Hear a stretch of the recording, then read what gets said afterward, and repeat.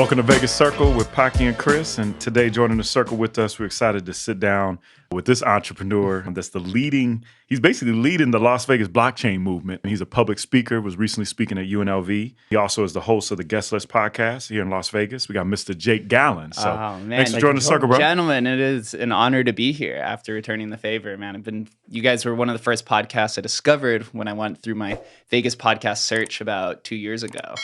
Love what you guys are doing. We share a lot of the same ideals and values, so it's a perfect match. Yeah, it's awesome, man.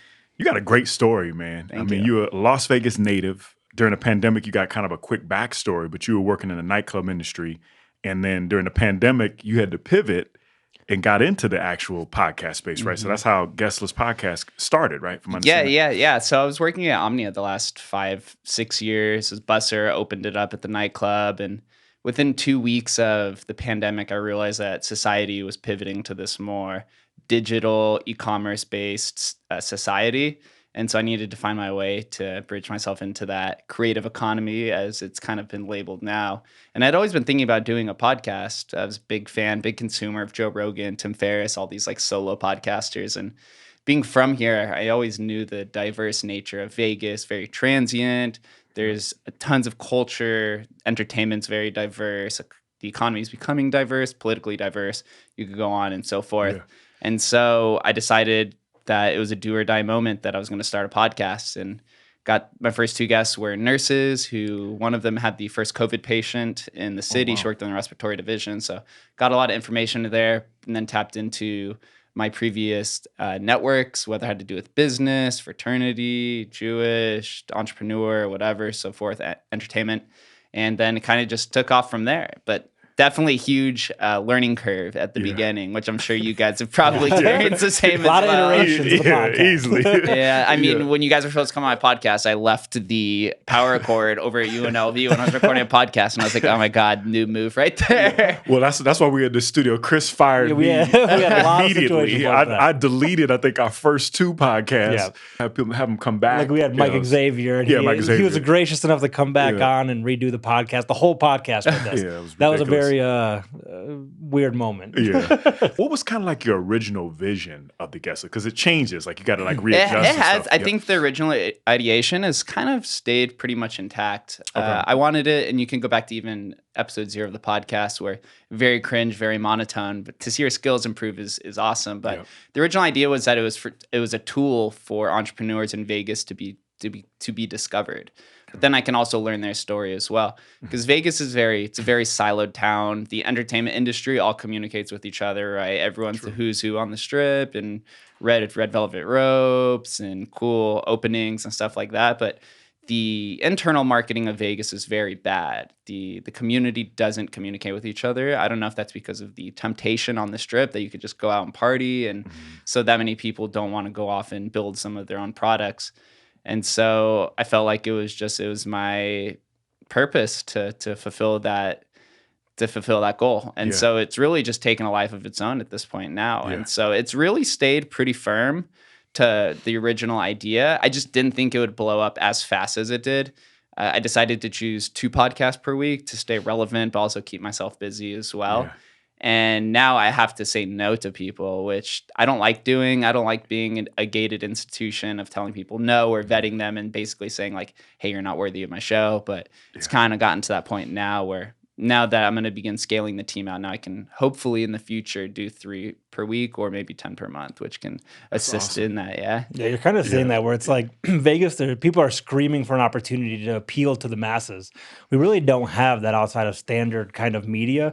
You know, as you've been growing your brand and you kind of had this vision of what you want it to be from the beginning and kind of adhered to that, you know, what challenges have you dealt with, or if you had to go back and redo it again, what would you change?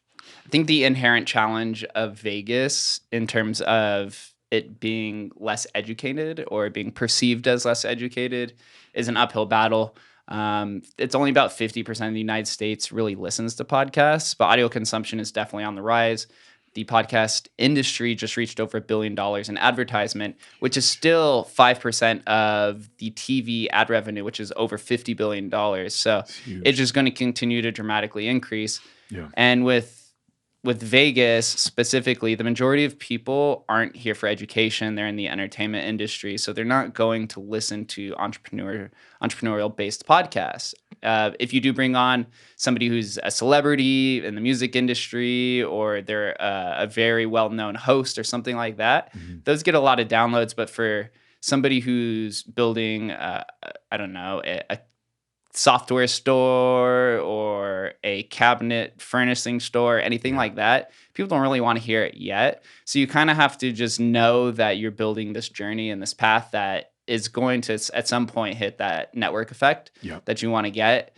But you can't really look at the downloads, and you kind of have to dismiss it, because some people, I've realized this well, that I do an hour-long show, sometimes even more. I've done 2.5 hours. The majority of people don't have that time to sit there and consume it. But what I did realize, though, is that when I post these 1-minute clips, a lot of people tell me, hey, that's me supporting you and saying, like, I'm getting my content through you through 1-minute clips. And then if I think that person's interesting through the 1-minute clip, then I'll dive in a little bit more and listen to 20 or 30 minutes. Smart. And for me, I want every single person listening to an hour of the show. You know, you always do, but that's the ego with the ego. Right? That's the ego. I want every single person. But eventually there is a point where most people now view the show as credible.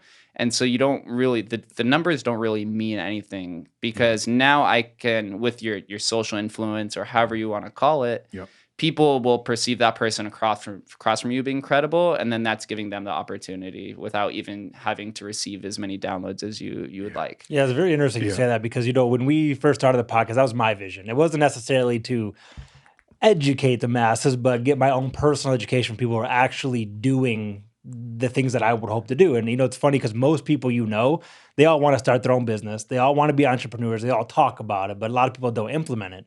And I think what's great about the podcast that you do, or similar to what we would do, is that you have an opportunity to have a one-on-one conversation with people who have made an impact and built their business from the ground up and show that entrepreneurial spirit. No, it's true, man. And you built this brand, which is awesome, man. You know, it's like you wear so many different hats. You're not just a podcaster. You do all these different things that we're going to get into. But how do you choose your guests? Like, what's your process? Because we talked a little bit about this before. I get this question a lot, actually, on Instagram, where people ask or they want to pay or anything like that. And as I mentioned, I don't really like being a gatekeeper to that, because I do want to help the little man as much as possible. I mean, I'm still a little man. I'm too small to be canceled. So it's like, at that point, you haven't achieved that level of success that you'd like. To me, I look for founders or entrepreneurs. Pretty much everyone's an entrepreneur now, whether you're an online brand, content creator, building a storefront, software developer, anything like that. You have the opportunity to solve a problem in society because of so many tools that are there. But I like those who have kind of gone against the grain or doubled down on themselves. That's something I always like to say, is if you're given the opportunity to double down, then go ahead and do it, because more often than not, you're going to succeed. So those people who are just facing adversity, or they're pushing the city of Las Vegas forward, those are the people that I like to talk to. On the contrary, I haven't had as many musical artists on there, but I feel like that need has been fulfilled from a handful of podcasts already out there. So I go more for those who are putting their actual reputation on the line every day, whether they're putting their financial capital up there or their social reputation or anything like that. Those are the people I look for. And obviously I take recommendations, and I'm in touch with a handful of PR agencies and politicians and stuff like that who make those recommendations. So I try to vet it, but I try to have as wide of a variety as possible. Although everyone seems to just fall towards the real estate industry for some reason. That's what we talked about before. We were going to do a real estate podcast. I'm like, I can't do that. So, but it's interesting, man, because you built an organic template also, which is great, and the foundation. You're giving people the opportunity. What do you think you've learned, man? Like, what's one of the biggest nuggets that you think you've learned? We're all human at the end of the day. The majority of those who have some sort of influence, whether it's through financial capital, followers, social, whatever, the majority of them want to share their knowledge with you. So whether you're reaching out to somebody who's verified, 1 million followers, or a successful billionaire entrepreneur, the majority of the time, as long as you can get their attention somehow, whether it's through their DMs, through their assistant, something like that, they're more than happy to come on the show, share their knowledge, especially if they realize that their voice is being heard. Because this is the life hack that I realized with podcasting, is that whenever I'd reach out to some entrepreneur that I'd like to have a discussion with, it's not because they don't want to hear me, but it's because they're busy. But all of a sudden, you put 2 microphones in front of you, and now they have 3 hours of time open to sit there and talk with you. 100%, right? And a lot of the business deals actually happen, and what I enjoy the most is the post conversation. Yes, I want to share knowledge with my audience, but now that I have that person I've sat with for an hour, their defense is lowered. They're a little more comfortable with me.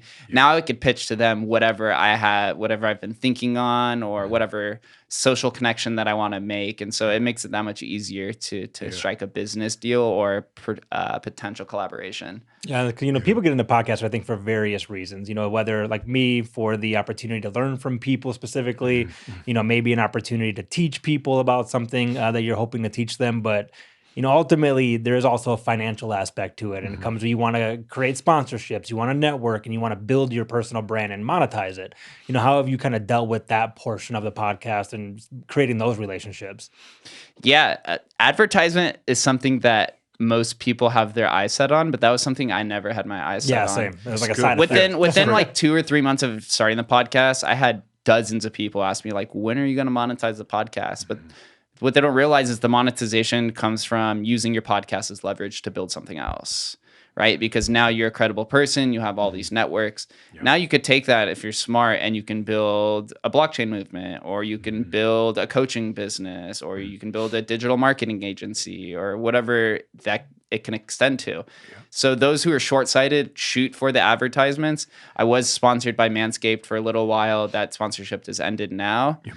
And it's not all it's cracked up to be honest. Yes, you get paid a few $100s based off of your views and stuff like that.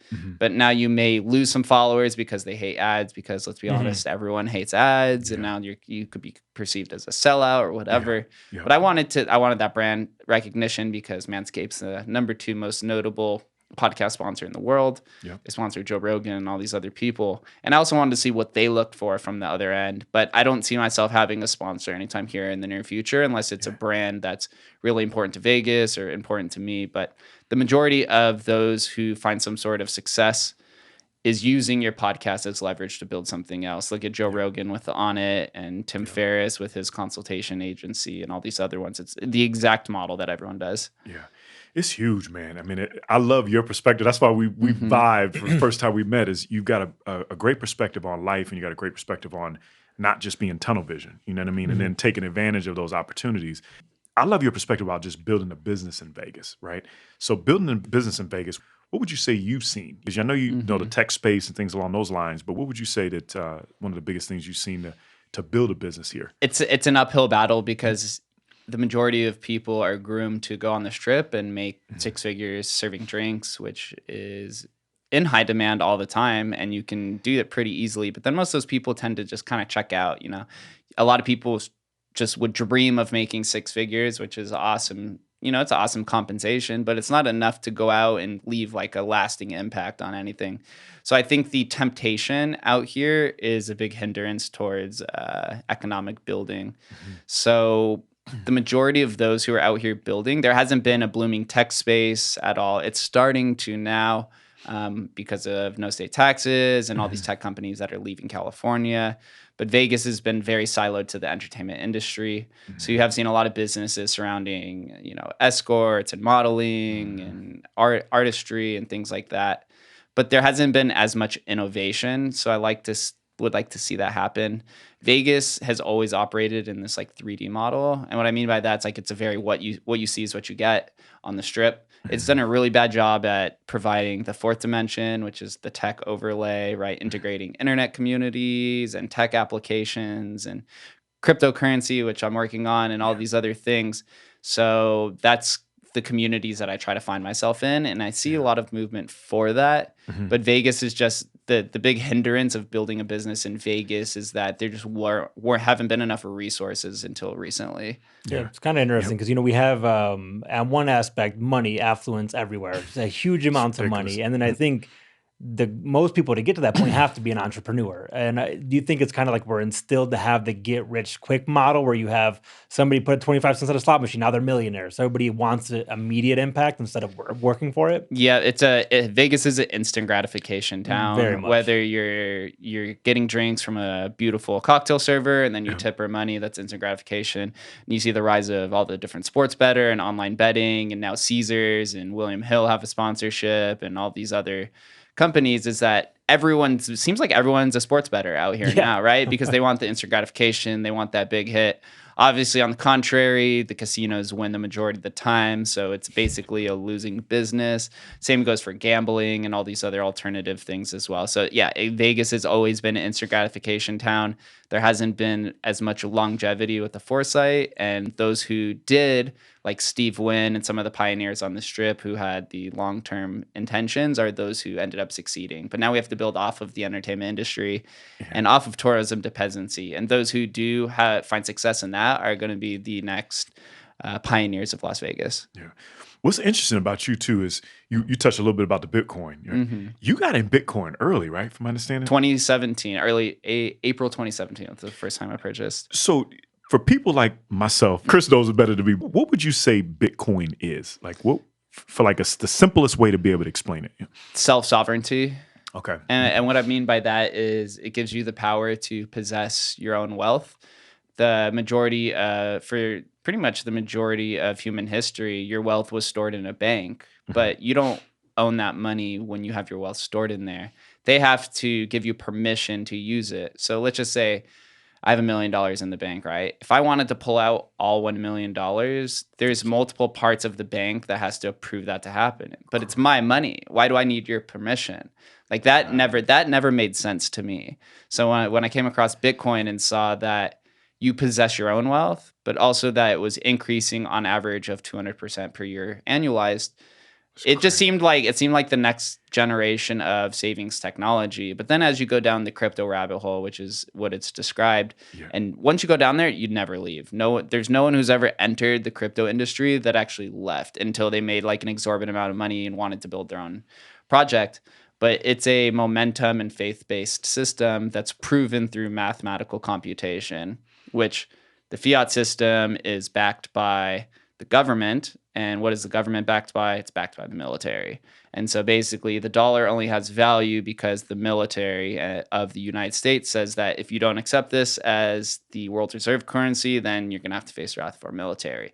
But with this, it's a decentralized, international, first truly global financial system that gives anybody the opportunity to enter it, whether you want to purchase it, mine it, and so forth. So to me, it just resembles freedom. So isn't there a little bit of disruption because the fact that Bitcoin is not regulated and there are so many different blockchain technologies available where you see all these quote unquote shit coins coming up all the time and pump and dump schemes where people put a massive amount of money in, people buy into it, pull all their money out, and basically scam a lot of people out of those funds that they're putting in because the technology is so available nowadays. Yeah, that's why they created the accredited investor rule, where you have to have $1 million in assets to invest in private equity. But from what I've seen through the crypto industry, those who participate in an unregulated financial system have actually more often than not won and been on the winning side of it. Obviously, everyone has their wrecked moment where you lose a trade or anything like that. But then you learn. You don't sit there and just gravel that you've lost money. You're like, hey, I'm going to get back out there and I'm going to figure out what I did wrong. And then I'm going to go make money. So the majority of people that I've seen enter the crypto industry have made a lot of money. Some have made just enough money to supplement whatever needs and external activities that they want to be a part of.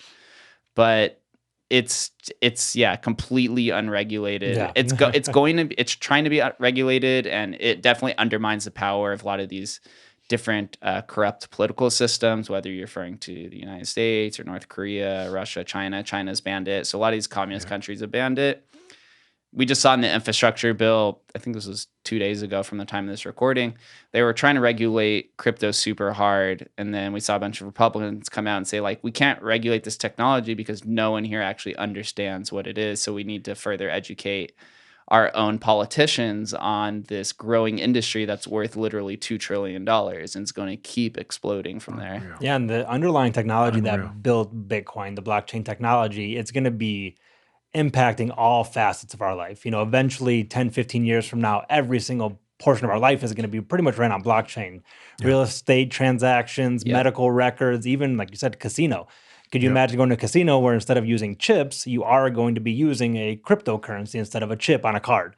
Because that's the way to regulate the transactions in each individual endeavor. And you can even see it with countries like Venezuela. I think they just adopted El Salvador. Salvador. First to adopt is legal tender, so there's no taxes on it. It's used just as a dollar.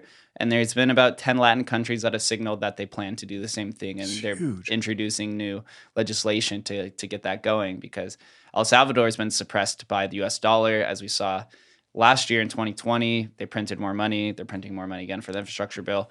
40% of all dollars that have ever existed were printed in the last year and a half. Wow. So if you think about that, 40% of your dollars are going to be inflated away over the next 10 years. And so those who are punished are those who have their savings in dollars, and those who are rewarded are those who have their money in assets. So basically the rich gets richer, the poor gets poor. It's the same story over and over again. So that's why we try to educate, especially with my new adventure with Nativ Research, is we're trying to educate those to get their money, at least get a small portion invested, but not only just for an arbitrary number, but to understand the technology and the freedom that is attached to it, and then everything else that's on top of it. And then we can integrate that into Vegas, because it is guarded a little bit by the Gaming Commission and some of these other politicians, which the federal politicians admitted they have no idea what's going on.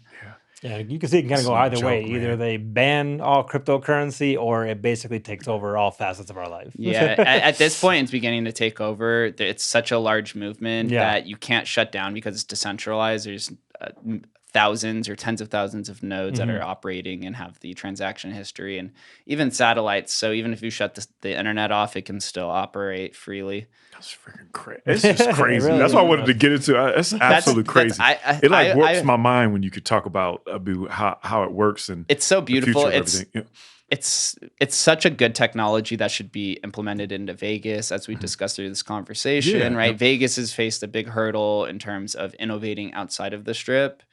But if Vegas is considered the international playground, then why not integrate the international currency on top of it, which is also having a digital playground built within it. So there's so much immense opportunity for Vegas. Resort World just partnered with Gemini Exchange, which is one of the largest U.S. exchanges that's very regulated, to announce and adopt cryptocurrency. They rolled out their wireless wallet feature where you can gamble without having chips, but they have not announced anything in terms of actual blockchain integration, although they said they would like to. But from the discussions I've had through my podcast and off air and through this blockchain movement, is that the Gaming Commission right now has a hard no on it. And it's mostly because that they're uneducated about it and don't know. So that's why we host these blockchain meetups in collaboration with UNLV, and I'm meeting other entrepreneurs out here, is so that we can educate the Gaming Commission and some of these other regulatory bodies to adopt crypto, which will then flood in billions of dollars into our economy. Because right now Miami, which is very similar to Vegas, I don't know if you've ever been to Miami, but it's literally like the Latin Las Vegas. It's a beautiful place. Just on the water. They're leading blockchain adoption in the United States, and they've attracted in tens of billions of dollars into their economy just because Mayor Soares, who's their mayor, has announced public support for blockchain, has announced that he's going to do everything in his power to have crypto-friendly policies so that they could come out and build and bring their wealth down there. And Vegas has much better infrastructure than Miami does. And so this is why we're trying to get everyone on the same page and bring in literally tens of billions of dollars to Las Vegas. I like how you talk, man. But one thing I got to say, just for our listeners, Jake is not messing around, because we're talking offline of his big sale that he just had. Just share with our audience the NFT, and you got to tell the number. But what did you sell your NFT for? So I recently, this was on Saturday, so about 3 days ago, I made a sale within the Mooncat community, which is one of the oldest NFT projects on Ethereum. I made a sale for 70 ETH for one NFT, which was the equivalent of about $205,000 at the time. And so I own a little over 100 of those different NFTs, but that was the rarest one in my collection. Yeah. But then I turned around at the time and bought another Mooncat, which was, it's with NFTs, it's based off a rarity. It was one of the rarest cats. I ended up turning around and buying that for about 29 ETH. So I profited about 40 ETH at the time, which I had originally purchased it for 22 back in April. And so, yeah, NFTs are wild because it has to do the combination of collectibles, social clout, influence, and then also you gamify everything on top of it. And so I find the NFT community really interesting. Yeah. And now we've seen it really tap into pop culture as we see a lot of sports athletes, a lot of billionaires and moguls, and anybody who's known to light are beginning to adopt NFTs. Des Bryant has like 3 million followers. He's part of the Bored Ape community. We saw Jay-Z bought a CryptoPunk and put his crypto as his Twitter profile. And so this sector of cryptocurrency is what has really tapped into the mainstream so far. I gotta figure this out, Jake. We're gonna talk offline, man. I gotta We figure this will. out. Yeah, that's amazing, man. I just like being able to pick your brain. You know what I mean? Just kind of share with our audience. Just kind of shifting gears a little bit. We know you live downtown, so we always ask a lot of our guests this: where are you eating at? What would you recommend? I know you got multiple restaurants, but what's your favorite restaurant? Yeah, I live down in the Arts District. It's one of the fastest growing areas. Or I could go out and say it's the fastest growing area in Las Vegas, especially for the younger generation. I think it's because there's no gaming down there. Yeah. So there's a little bit more freedom to kind of be yourself. Makers and Finders is a good spot. That's one of our guys that we had him on. Yeah, we had him on. He's a good If dude. you're going for bar food, then you could go over to Rebar across the street. I had Derek on the podcast. 18 Bin, really awesome spot on Sundays. They do party brunch. They were actually the first spot during the pandemic to offer live music on their outdoor patio. So they've been booming and grooving out down there. You got Able Baker's really good. But what's been happening down the Arts District is there's about 6 or 7 breweries, and they just approved for 5 more. So it's actually becoming like a brewery row. Okay. And so I think over the next 2 or 3 years, you're going to see a lot more impact in that city. I mean, already I have no parking after 5 p.m. any day, and then Thursday through Sunday. So sometimes I consider not even driving away because I'm not going to have a parking spot. And then you add First Friday on top of that, which is just another, it's a blast, man. I signed another year lease. I moved down there for the podcast. That's where the culture of Vegas is really being built. Smart. Yeah, Chris and I went to your place, man. It's awesome, man. He's right there, so he don't need a car where he's living at. He can just walk everywhere. Make everyone come to you. Yeah, makes life a lot easier. No, smart. A lot easier. You done figured it out, man. So what else is next for you, man? You got so many things that you're involved in, man. What else are you focused on, at least for 2021? I've been working with a handful of Vegas YouTubers, influencers, content creators on how to extend the brand outside of the podcast. You know, I like the podcast. As I said, it's a leverage tool. I'm going to continue using that to network and to shed light on those who deserve the attention. Yeah. But I don't want to box myself in as being the podcast guy. Obviously, I'm also building a crypto thing as well. So I've been trying to find ways to extend myself outside of that. So I'm working to get 1,000 subs on YouTube because I really didn't start promoting it until about 2 months ago. Yep. And so once I do that, then I can start doing a lot of live videos. But yeah, there's been a lot of conversation on the back end about hiring people. I just got a videographer that I work with now that comes and does the speaking gigs with me and stuff like that. So really just trying to figure the whole content creation world out because it's literally been only a little over a year for me at this point. Jake, you done figured it out. Making $200,000 on NFTs, so you done figured it out, man. We root for you, man. Yeah, I appreciate it, man. I just want to. I just want Vegas to succeed. It already has one of the best name brands in terms of cities across the entire world. It has over 40 million visitors a year outside of COVID. Everyone has a Vegas story. Yeah. So many people consider Vegas its second home. Yeah. It's like it needs to find its next phase, whatever it is. But there are a bunch of venture capitalists that are moving down here. Tech companies are moving down here. And so crypto is the perfect combination with internet communities and tech and finance and everything. So we're going to keep this upward battle. We have the blockchain meetup is the last Tuesday of every month at Blackfire Innovation. And we've been receiving a lot of attention from professional communities, from different commissions, different leaders, casino operators, they're all showing interest. They don't know why, but it seems like they want to be a part of it. So the conversation's been started, and now we just have to keep it rolling. Awesome. Well, you're doing some amazing things, man. It's good to be able to collab with you and have you come on and be able to see, Appreciate different perspectives. It's funny when you're interviewing people, you want to be able to share your mind. You know what I mean? And how you think and how you done worked out everything. It's amazing. It's a completely different model when you're a host, because you have to be so in tune with it. You don't want to interrupt. And then if the guest starts a different part of the conversation, you're like, fuck, rabbit holes. I wanted to move it that way. That's me all day. Rabbit holes. But where could people find you at if they want to reach out to you? Can you kind of share some of your social handles and all that stuff? I'm most active on Twitter and Instagram at Jake Gallen. It's my name. You can find me on pretty much all the other social media platforms. Awesome. Follow the podcast on YouTube if you like watching them, but I'm also doing other videos as well. That's Jake Gallen.